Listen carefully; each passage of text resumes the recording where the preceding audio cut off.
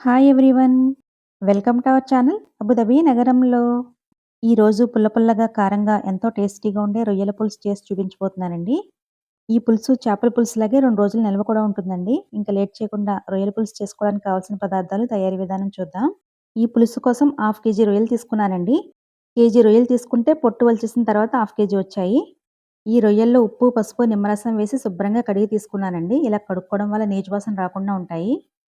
పులుసు కోసం పెద్ద నిమ్మకాయ సైజంత చింతపండు తీసుకున్నానండి. శుభ్రంగా కడుక్కొని నీళ్లు పోసి నానబెట్టుకోవాలి. నానిన తర్వాత రసం తీసుకొని పక్కన పెట్టేసుకోండి. ఇప్పుడు కర్రీ ప్రిపేర్ చేసుకోవడానికి స్టవ్ ఆన్ చేసి ప్యాన్ పెట్టుకుని అందులో 3 టేబుల్ స్పూన్ల నూనె వేసి వేడి చేసుకోవాలి. నూనె వేడైన తర్వాత హాఫ్ టీ స్పూన్ ఆవాలు, 10 మెంతి గింజలు వేస్తున్నానండి. పులుసులో మెంతులు వేసుకోవడం వల్ల టేస్ట్ బాగుంటుంది. పావు టీ స్పూన్ జీలకర్ర కూడా వేసుకొని ఆవాలు కొంచెం చిటపటమనిన తర్వాత 4 పచ్చిమిర్చికల ఘాట్లు పెట్టి వేసేసుకోండి. కొంచెం కరివేపాకు, ఒక పెద్ద ఉల్లిపాయని చిన్న ముక్కలుగా కట్ చేసి వేసుకోవాలి. హాఫ్ టీ స్పూన్ సాల్ట్ కూడా వేసుకొని ఉల్లిపాయ ముక్కలను వేయించుకోవాలి. ఉల్లిపాయ ముక్కలు కొంచెం సాఫ్ట్‌గా అయ్యే వరకు వేయించుకుంటే సరిపోతుందండి. ఇప్పుడు ఇందులో హాఫ్ టీ స్పూన్ పసుపు, 1 టీ స్పూన్ అల్లం వెల్లుల్లి పేస్ట్ వేసుకొని పచ్చివాసన పోయే వరకు ఒక 2 నిమిషాలు వేయించేసుకోండి. ఇప్పుడు ఇందులో కడిగి పెట్టుకున్న రొయ్యలు వేసుకోవాలి. రొయ్యలు వేసుకున్న తర్వాత ఫ్లేమ్‌ని హై ఫ్లేమ్‌లో పెట్టుకొని గరిటెతో కలుపుతూ ఒక 2 నిమిషాలు ఫ్రై చేసుకోవాలి.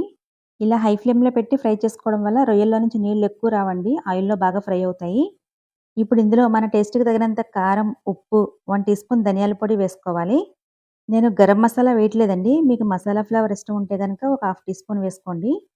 కారంలోని పచ్చివాసన పోయే వరకు ఒక నిమిషం ఫ్రై చేసుకున్న తర్వాత మనం నానబెట్టుకున్న చింతపండుని రసం తీసి వేసుకోవాలి. ఒక కప్పు నీళ్లు కూడా వేసుకొని పులుసుని ఒకసారి చెక్ చేసుకోండి. మీకు ఇంకా పలచగా కావాలంటే గనక ఇంకొంచెం నీళ్లు వేసుకొని కన్సిస్టెన్సీని అడ్జస్ట్ చేసుకోండి. నేను ఈ పులుసు టేస్ట్‌ని బ్యాలెన్స్ చేయడానికి 1 టీ స్పూన్ బెల్లం వేస్తున్నానండి. మీకు బెల్లం వేసుకోవడం ఇష్టం లేకపోతే గనక చింతపండుని కొంచెం తక్కువ తీసుకొని 1, 2 టమాటాలను కట్ చేసి వేసేసుకోండి. టమాటా ముక్కలు సాఫ్ట్‌గా మగ్గిపోయిన తర్వాత చింతపండు రసం వేసుకోండి. నేను ఈ పులుసులో 2 పచ్చిమిర్చి, ఒక రెమ్మ కరివేపాకు వేసానండి. ఇలా లాస్ట్‌లో కరివేపాకు వేసుకోవడం వల్ల పులుసు టేస్ట్ బావుంటుంది. ఇప్పుడు ఒకసారి పులుసు మొత్తాన్ని బాగా కలుపుకొని ఉప్పు, కారం, పులుపు సరిపోయినాయో లేదో చెక్ చేసుకొని సరిపోకపోతే ఇప్పుడు యాడ్ చేసుకోండి.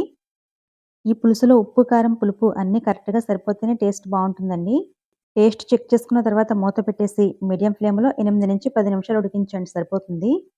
పులుసు కొంచెం చిక్కబడి ఆయిల్ ఇలా సెపరేట్ అయితే చాలండి. ఎక్కువసేపు ఉడికించకూడదు. ఎక్కువసేపు ఉడికిస్తే రొయ్యలు గట్టిగా అయిపోతాయండి. తినడానికి అంత బావుండవు. ఇప్పుడు ఇందులో కొంచెం కొత్తిమీర కూడా వేసుకొని ఒకసారి కలిపేసుకొని స్టవ్ ఆఫ్ చేసేసుకోండి.